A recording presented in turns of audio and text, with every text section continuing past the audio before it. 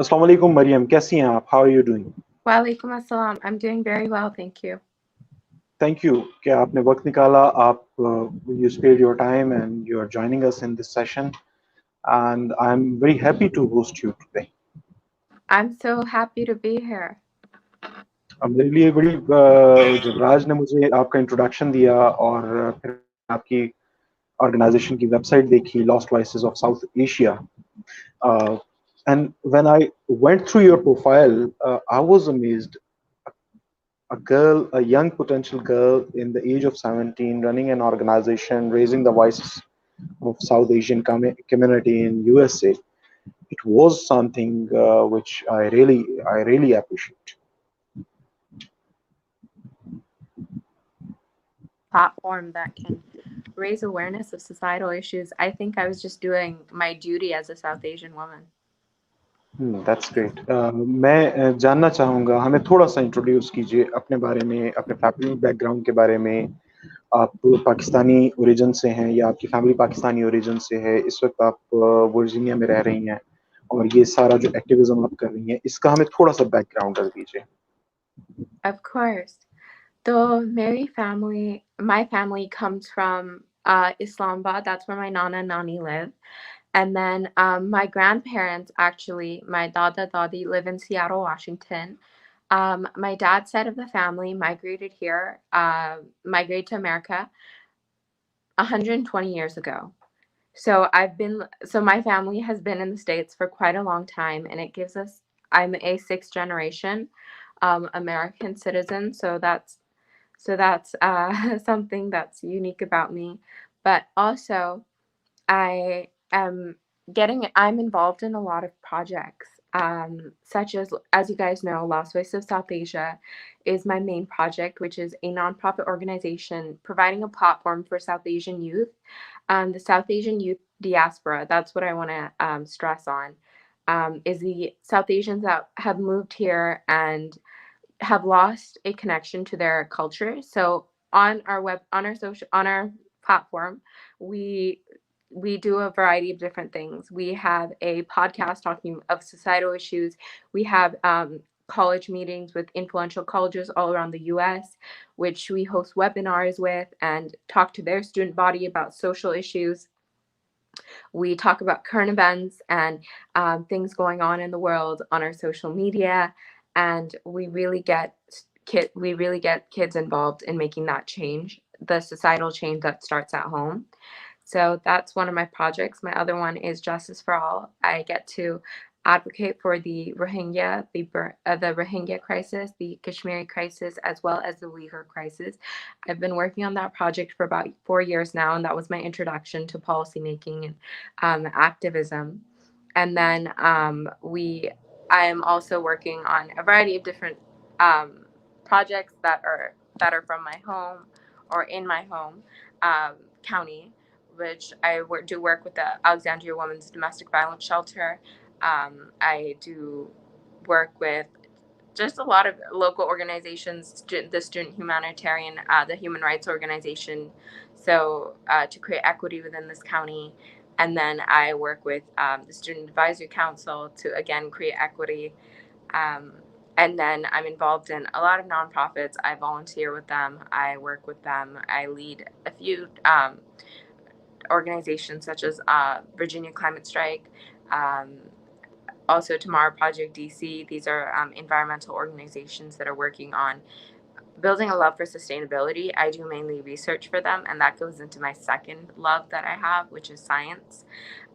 Through the past 4 years I've been in high school, I've been able to do influential disease research on endometriosis, which I'm really excited about, and hopefully my research can help people now. So that's always my main goal with any project I do or anything at all. It's just to help as many people as I can, and that's genuinely what I would like to do. And so that's a little bit about me. That those are some of the projects I'm working on, and yeah. But I'm really excited to continue working on some of these projects. with Lost Voice of South Asia, I hope to branch out and really create a platform for South Asian youth to find their identity in, whether that be through changing social stigmas, addressing social stigmas, bridging the divide between South Asian youth all around. That's great. और ये जो पूरी organisation आपने खड़ी की हुई है south Asian voices पे, हमें इसका थोड़ा सा बैकग्राउंड बताइए कि ये कैसे आपको ख्याल आया। वैसे तो पूरी दुनिया में कहा जाता है कि there are white areas, black areas, and उनके दरमियान में जो है वो ग्रे एरियाज होते हैं। There are grey areas in between white and black, and in America situation is bit different. There are brown people in between white and black. Yeah, definitely. So we started this I started this organization because I noticed that Pakistanis, or I'm Pakistani myself, so I noticed that Pakistanis were not involved in politics, and Hmm. they're complaining about all of these big issues that are going on, but I'm like, you guys aren't showing up. So I realized that some of those opportunities aren't accessible to them. So that's how we kind of started off. It became Pakistani Youth Initiative. And then we started working on a few campaigns. We did a Free Kashmir DC campaign. And then working from there, we were like, why not share some stories of some unheard of some people that don't have a platform? And that's how we kind of came to Lost Voice of South Asia. And we want in America, when you're born here, you struggle with the identity crisis. Are you Pakistani or am I American? And that's one thing you weigh on. For example, you've spent your entire life born here. Like I mentioned, I'm a sixth generation American. So, but when I go into a store, people still talk down to me. Whatever I do, they don't hold me at the same level as they would a white woman in America. That's just, even though in terms of pay and education, South Asians succeed here in America. They really, turn their life around, and that's because of the amount of hard work and dedication that they put in. But unfortunately, it's not valued, if that makes sense. When they see a brown person in a store, it doesn't matter if it's Pakistani, Indian, Hindu, Bangladeshi, or a Sikh person or Muslim person, they're going to all assume we're the same. They look at all of us and they group us into this big group. It's Indian. You guys are less civilized than us. You guys are less everything than us. They will not treat you. Yeah. And this behavior comes from the white Americans, black Americans, or in general from Americans? Specifically, you get it from almost everyone, but definitely people of color here are more empathizing or sympathizing with everyone here. So you don't face that as much from there. But for example, if you are in the running for something, for a position or anything like that, they will choose the white girl over you, whether you have more experience, more of the popular vote, or whatever it may be. That's just how they frame it, because genuinely there's this big divide. They still believe that they are above us. And don't you think, Mariam, that we behave like that as well? Like, still, I know many Americans, they call their people, their community, like, Desi hai. Yeah. So the word Desi sounds there for their own identity. Yeah. So they still keep themselves on a distance from the local communities. Definitely. There is a big distance because everyone just stays in their own communities. There are every single city. I live in Virginia, so there's like plazas where everything, when you go there, it's all Desi things. It's all Desi restaurants. It's all halal meat stores or shopping centers, whatever it may be. We have kind of created these sections of ourselves, and that's what's been, growing up here. You grow up in your own community. I grew up in Seattle, Washington for a lot of my life. And when I was there, it was my grandparents' friends, my dad's family, and just the masjid's board. That was the scope of my world. Even though I did go to school, it just didn't. That didn't feel like when you went to school. When I was growing up, I didn't feel like those were my friends. That was my life. No, my life was when I came home to people who looked like me and people who spoke like me, who thought like me. And so we are definitely in our own communities. We are definitely immersed. Hmm. And sometimes it feels like you are somewhere lost in identity crisis. Yeah. The problem is there. But one thing very good, I was just going through your website, that you are vocal about Kashmir, human Yeah. rights in Kashmir, human rights violations in Kashmir, Indian occupied Kashmir, of course. Yeah. And you have so many young kids with you from India or having Indian background. Yeah. This is something amazing. How do you manage it? Or how people, Indian people, especially people with the Indian background, how they think about the violations taking place in Indian occupied Kashmir? So that's a little bit of a complex question, but the thing is, all of the members on my team or whoever it may be, they all agree that Kashmir is not a land dispute anymore. It's about basic human rights now, and that and India is violating Kashmir's basic human rights. It is absolutely disgusting, and I think that divide doesn't really separate us as much anymore, because, for example, if you see an Indian person and you see a Pakistani person over here, and one is Hindu Indian and one is Pakistani Muslim, you get along really easily. You're like, oh, Hmm, you're another brown person, you're another Desi person just like me. hmm, And so that divide isn't there as much, but it is prevalent when kids who, specifically their parents, are super nationalistic towards Prime Minister Modi. That's like when hmm, you see the biggest divide in Indians and Pakistanis over here, or Indians and South Asian. It just depends on their parents and how they were raised on their loyalty to Modi. That's why they believe there are some Hindu nationalists and fascists that do live here. There is hmm. no denying that, but the amount of people that believe that Kashmir is violating a basic human rights, I think, is larger than the people who are like, no, Kashmiris should be oppressed, should be persecuted. Hmm. Uh, Miriam, tell me one thing. You're quite young. You are just 17 right now, Yeah, and you just born in the world where there was already a divide took place after 9/11. yeah. You did not witness 9/11, but you witnessed what happened after 9/11. So I guess you started observing the behaviors in 2009 and 10 Yeah. uh, in your early age.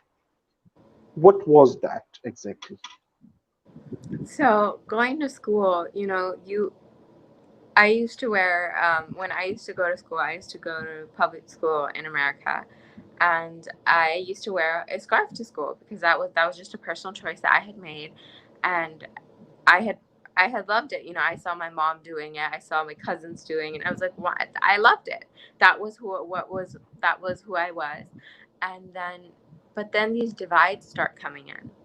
That when you go to a school and it's mostly white, these white people are like, they do it adds a barrier. It's like, oh, I didn't understand why I was treated differently.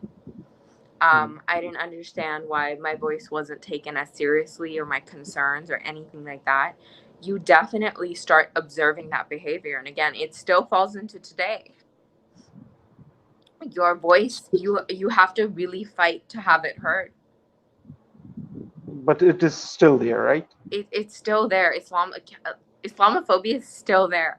No matter at my public school, I want to say 13 to 14% of the student body are Muslim, and Hmm. that's a large percentage, just considering everything. But the teachers will have microaggressions, and it comes from specifically teachers of white descent. You feel it. Your ideas aren't taken as seriously. Your voice isn't heard. You're basically not valued, no matter what you do. You know, Mm. unless you make that value for yourself, you have to really fight for everything you have. And a really great example of this would be, I spoke to my high school counselor on last year, and this was when I was still involved in most of the projects that I had mentioned and everything like that. And she looked at me and she said, and they see I have to hold up to certain par grades and everything like that. But I went to her and she was like, why are you thinking of applying to these colleges? It's not like your parents are going to let you go anywhere Mm. except for the nearby university that's like 20 minutes away from my home. And I just looked at her and I was like, what? There are these pre-assumptions made about you before you can even say anything. Mm. How do you know what my family's like? How do you know Mm. when they look at me, they won't think, oh, you're sixth generation. They think in their mind, like, oh, you just came here. And it doesn't matter. And it doesn't matter. That shouldn't affect anything. The way the English is my second language students are treated, they're Pakistani, they're South Asian, they're struggling learning English, and these teachers don't give them the basic human rights or the basic treatment. That's strange because as we see from outside of America, Americans, they always advocate about the human rights. They always about talk about the right of expression, right, freedom of expression, and so many things. Uh, they always talk about something which is around rights, and there Yeah, is a need of rights movement again in America. We feel yeah, like that, and and you are working on that, by the way. yeah, I was just like, what? They come from this mentality of a white savior mentality that all of these countries are doing something wrong because they're second world countries. We're not. We're perfect just the way we are. But all of these countries on the side, they're they're not they're not perfect. They're like, oh, Kashmir. They want to talk about Kashmir before they want to talk about the Black Lives Matter movement. We have a president in office who spreads Islamophobia on a daily basis. He says, I basically hate all colored people. And people keep on voting for him. There is That's so strange. many deep rooted problems. I know that on TV or whatever the Western influences that definitely that Pakistani youth see or South Asian you'd see, you're like, oh, America's like this really nice, idealistic place to live, and they're so inclusive, and there's nothing wrong. No, there are so many things wrong with first the government. The government is just extremely corrupt. There are people who go to sleep on the street that don't have food, that don't have water, even though we house some of the richest people in the entire world. These people's Hmm. net worths go into the hundreds of billions of dollars, and they won't give a single penny to have people fed. They won't have a single penny go to people who are homeless. They don't. There are people who can't pay their hospital bills, are just choosing to die because of COVID. There are so many institutionalized problems, and it's just because capitalism is what's reigning America right now. It's always Hmm. how much money can you make. And that's the second side of the picture. We did not know about it. And by the way, Mariam, do you remember Obama administration's time? Yes, I do. And And what is the difference between Obama administration when Obama was there as president and now Trump is the president of the United States? definitely, What okay. is the difference? Well, I think the main difference is acknowledging that Obama was not perfect in any way. When Obama was in office, he bombed the most amount of Middle East countries on a daily basis. Hmm. There Yeah. is so much that he did underlying that a lot of people are like, no, Obama was the best president ever. No, he wasn't. He wasn't. But I think the main thing was when Trump became president, you really saw the true colors of America. You really saw that there are so many racists that live in this country that don't want you here. What was Trump's basis? We don't want Hispanics here. We're going to ban all the Muslims, and all the black people can just leave. That's what his campaign was on, and people voted for him. And now he's again running the same campaign, right? He's running the same campaign with the same people who are open Islamophobes and people who genuinely don't want what's best. And when Trump, but also what I do want to highlight during the Trump administration, he signed a pact that placed a little that just signed the Uyghur bill, that placed a few limitations on China to end Uyghur persecution. And then the second thing he had done during his administration was give, I believe, 60 to 120 million dollars of U.S. tax money to the Rohingya crisis. So we can't say. So he has done some positives in his career, but his entire campaign was run on being a racist and a bigot. Hmm. And by the way, Mariam, if you look at the track record of Obama and Trump and compare them in the war ventures, Yeah, so personally, I think that Trump has pulled out yeah, he his has. armies from different regions, right? Like right now, you Americans are not fighting in Middle East. You I know. are Thank God, because squeezing your size in Afghanistan. yeah, You are nowhere in the region anymore, and you have not started a new war in last 2 years. So yeah. this is something which I found good about Trump administration. Hmm. No, I definitely agree. And then you come to this moral dilemma: who do I vote for? Do I vote for somebody who's going to really violate my human rights, or do I vote for someone who's going to violate other people's human rights? That's what our decision is coming down to at this point. And it's really interesting to see how this election is going to go and the turn of events that are going to happen. But it's going to be very interesting. But We are Trump. yeah, Yeah, yeah. go ahead. Please go ahead. I said that the Trump administration has done some positives. We can't negate that. They pulled out of the wars in the Middle East, and that's very big. And that comes from his relations that he does business with most of the Middle East people. He does he continues business, and what he just did recently was, but this is a negative he did that I think wasn't highlighted enough. He got the UAE to recognize Israel as an official country.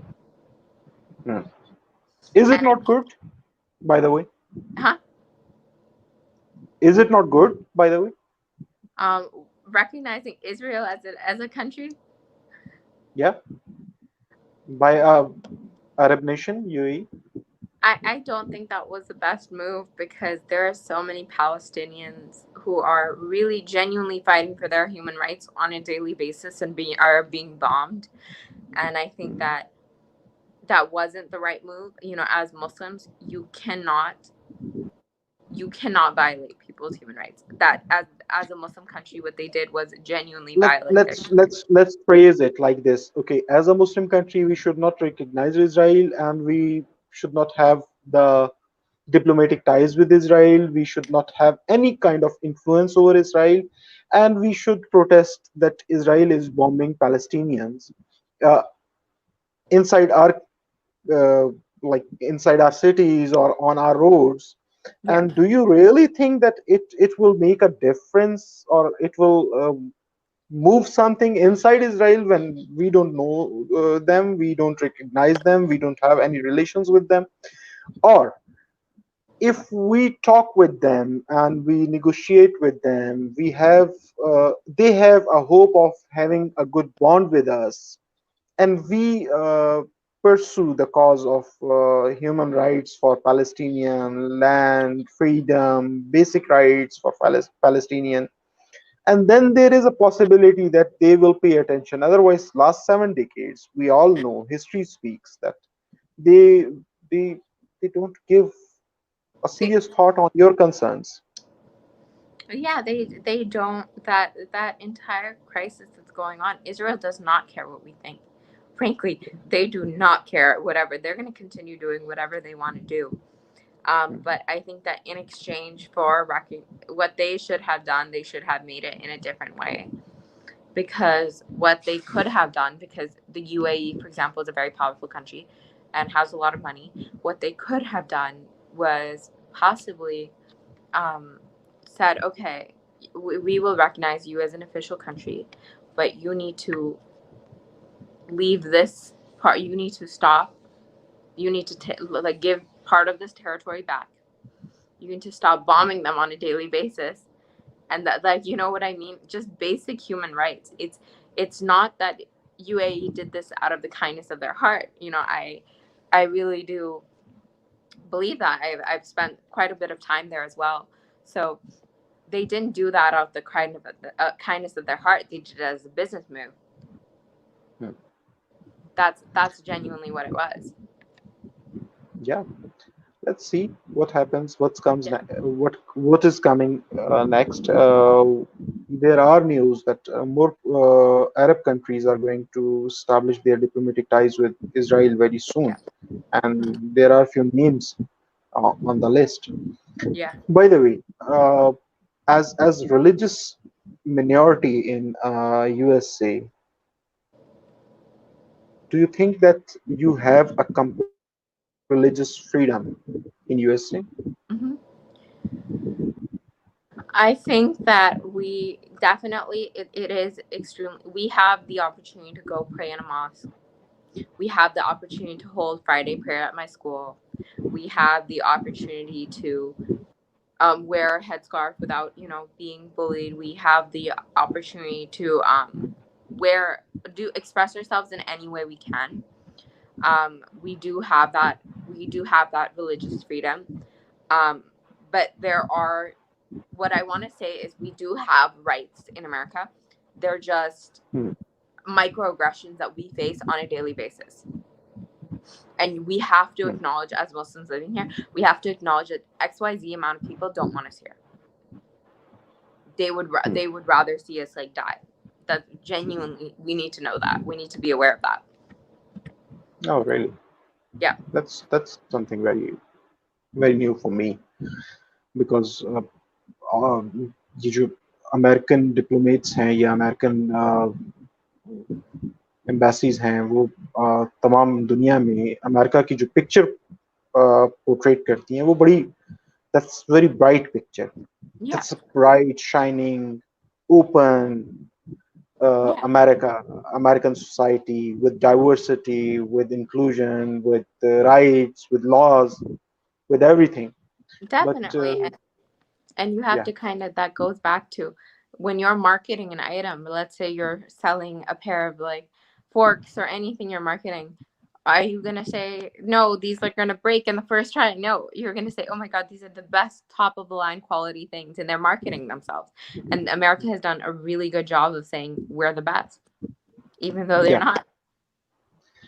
But they have excellent marketing skills. Yeah. Now everyone realizes or everyone accepts this claim that they are the best or Yeah. they are the one. Yeah, but the amount of people that go hungry every single night, the amount of people that don't have basic health care, the amount of people that are targeted on a daily basis, America has so many flaws, and they don't want to address them. When the Black Lives Matter movement broke out over here, it Yeah. was by the killing of George Floyd over nothing. Genuinely, he didn't do anything, and Mm.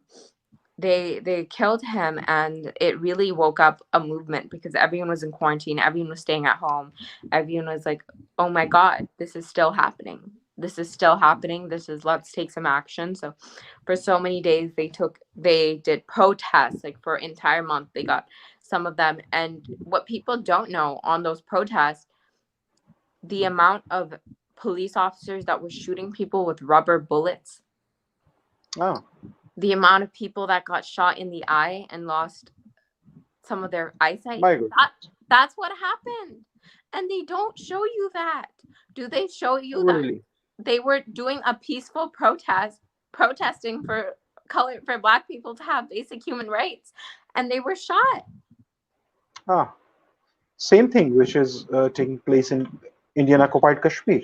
Yeah, What we are protesting yeah, for their right of peaceful life. They don't have the right of life there. yeah, They are being killed. They are being shot by the pellet guns. They are being treated inhuman ways. They don't have any voice. They don't have access to information. yeah. Internet is not working there, and it is the same situation which took place in USA, in the USA. Well, no, we are able to say what we want to say. Let's say we have Yeah. two Muslim congresswomen in our Congress right now, Rashida Tlaib and Ilhan Omar, and they're really working on advocating for a lot of people. And right now, two people just won. Qasim Rashid, he's the first Pakistani to be in office, and someone else, I'm forgetting their name right now.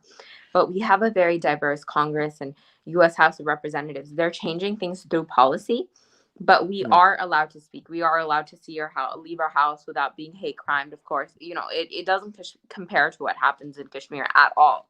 It's just that mm, when that protest happened, the president himself got scared that people would come for him, especially mm, after he called George Floyd a thug, and just things like mm, that he did to really anger the US population. So when these protests were happening, they said mm, you have 10 minutes, and this is black people, white people, Hispanic people, Muslim people, everyone was in these protests. It wasn't just mm, like oh, it was just one group of people. No, it was everyone. And mm, so the police officers came in the middle of their protest, which the National Guard, they said, you have 10 minutes to get out of here. You have a curfew. If you don't get out, you have to get out. And so then what they started doing, the police started blocking all of the main roads in DC, so mhm, people couldn't get to their cars. And in 10 minutes, they started shooting people with rubber bullets. mm, And it wasn't shown in the media. mm. It was a very So dark time. somehow they managed it. Yeah. Yeah, So they filtered somehow they Twitter. managed it. Yeah, they did. And they were pepper spraying everyone in the eyes and whatever it may have been, but they were genuinely, America was in hell at that point. And I think that was a very big eye opener for everyone living here. You're like, oh my God, this is what they really, like, genuinely, this is how they treat you. You're having a peaceful protest, and the country, first of all, a lot of places were getting looted, things were getting burned down, buildings were getting spray painted.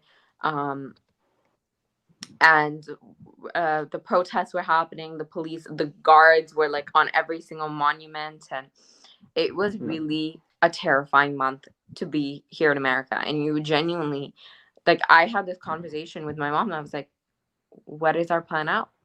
And this was during mm, coronavirus. This was like at the peak of it. So mm. and then of course coronavirus that's happening right now in the US. We're the only country in the world who hasn't got this under control. Oh, really? Yeah, I'm not sure if you know, but so there's, like, I want to say 6 point something million coronavirus cases in the world, and US has 3 point something million of those cases. So they have more than half of those cases of the corona cases Please come from take the our US. Prime Minister. He's expert in it. Yeah, Please I know. take our Prime Minister, Imran Khan. He Yeah, has done a marvelous job to control coronavirus and to not to exactly. make economy work, but at least we are not in the bad shape as our neighbors are right now. Yeah. And right now, well, that's just that, like, what's happening right now is that when I leave my house, we have to wear masks, we have to wear gloves, Mm, we have to, like, really protect ourselves from what's happening right now. It's mm. out there, and people are being diagnosed on a daily basis. So many people are being tested. It's really something else right now being here. Okay, Mariam, tell me, what is the like relation as a Muslim community you have with the other faith groups in USA? Yeah. with the Jewish community, with the Christian community, with the other faith groups? So me personally, I have to say that's not really an issue.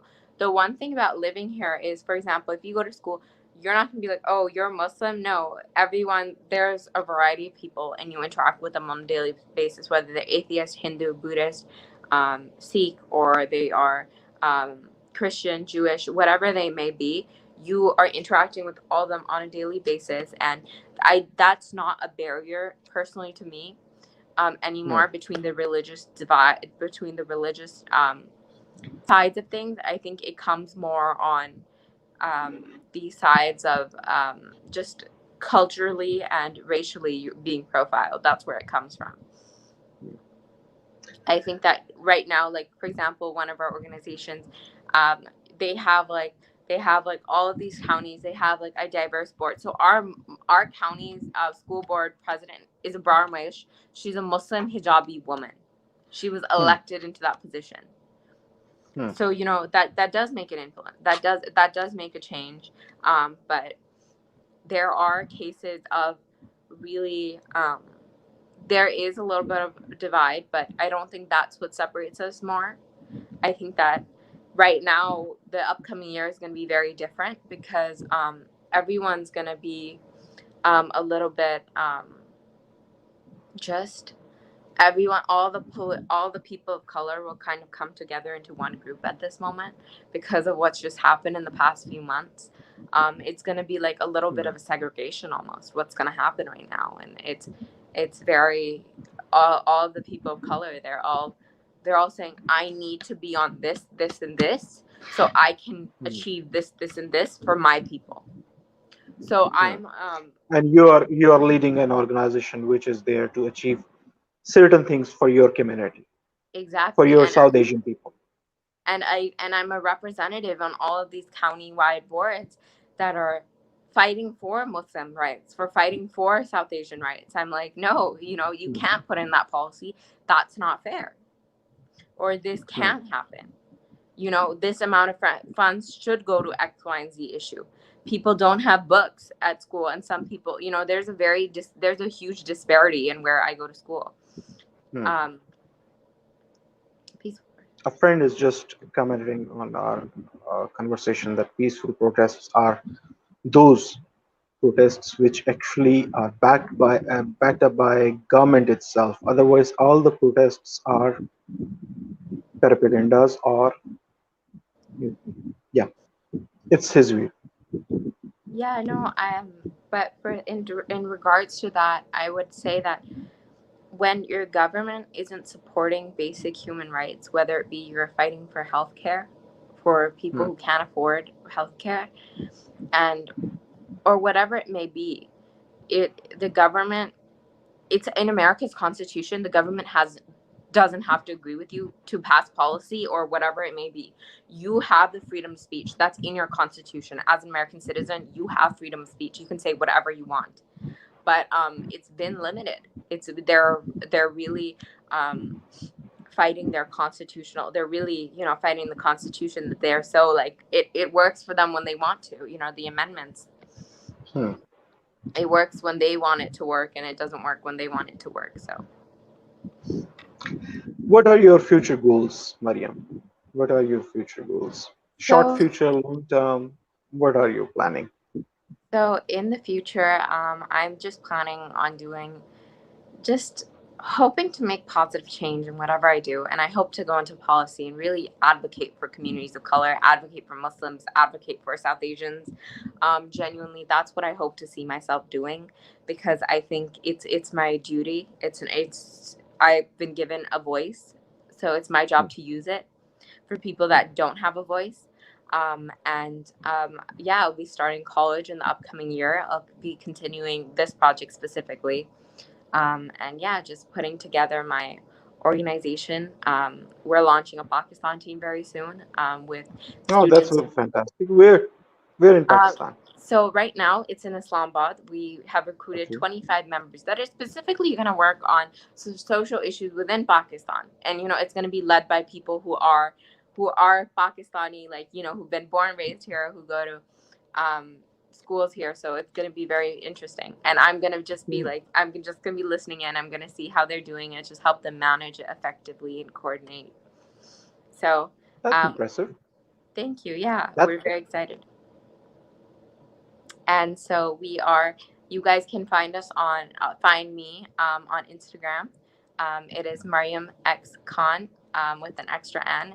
And on Instagram at Lost Voices of South Asia. Come check out our movement. If you guys like some of the things I was talking about, give me a personal message. And I hope to connect you guys with some opportunities. oh, that's good, guys. जो भी ये देख रहे हैं मरियम की activities south Asian voices के साथ, अगर आप पाकिस्तानी चैप्टर के साथ आप जुड़ना चाहें, आप होना चाहें, तो मरियम के इंस्टाग्राम के जरिए आप मरियम से रब्ता कर सकते हैं। इनकी ऑर्गेनाइजेशन की वेबसाइट भी है, the website is lostvoicesoftsouthasia.com। Yes. इसके जरिए आप उनसे राब्ते में आइए, इनका साथ दीजिए। She is an amazing young kid, young girl with lot of passion, and like Maryam, no doubt, I felt like that I am talking to a future congresswoman. Inshallah. Thank And you so hope to much. see you in that position. Hope to see you in that I position. hope to be in it. Inshallah, inshallah. Thank you, Maryam. Thank you for your time. Thank you for the insights you shared with us. And I really recognize and I really admire the activities and efforts you are putting for the basic human rights of Kashmiris in Indian occupied Kashmir, and their right, and their life is very important. They That are. their lives are on stake right now, Mm-hmm. and we all have the concerns. And Yeah. I am really happy that you are dealing with that issue while sitting in USA, and the voice somehow your voice one day your voice will be heard. I'm sure. Inshallah. And yeah, that's a really big thing. And one of my main things to keep on sticking with this project was I was reached out to by a Kashmiri girl who's in Indian occupied Kashmir, and she genuinely just said thank you so much. It's nice to know that some people are still advocating for us. We think the world's forgotten about us. And And I there are Hindus who are advocating for their rights. There are Yeah. Sikhs in your organization who are advocating. There's a Chinese Filipino who is advocating for Yeah. their rights in your organization. This is Yeah. fantastic. And that's just This our main this is the board. beauty. Yeah. That's just our auxiliary board. The members that are here, we have people from all over the world who are advocating for everyone's basic human rights. So it's really nice. We get to advocate, and we want to also change cultural stigmas, whether that be through And no, colorism. no one thing, Mariam, that you have gem of Pakistan right now with your organization, Rajkumar. Yes, He definitely. is such a brilliant person. He is such an amazing person. You I have that right now in your Yeah, organization. definitely. And I think So, he's so great in everything he's done. He's always guiding all of us, and it's really nice to have him. And I think some of his projects that we've been working on, all of us together, are coming live in September. So I'm really excited for everyone to see that. inshallah, inshallah, we will see it. And my all the good wishes, prayers, and wherever I'm of any help, I'm always there. Thank you so much for giving me this platform to talk. I'm so excited that I was here. Thank you, Mariam. It was so nice to talk to you. Allah Thank you Hafiz. so much. Allah Hafiz.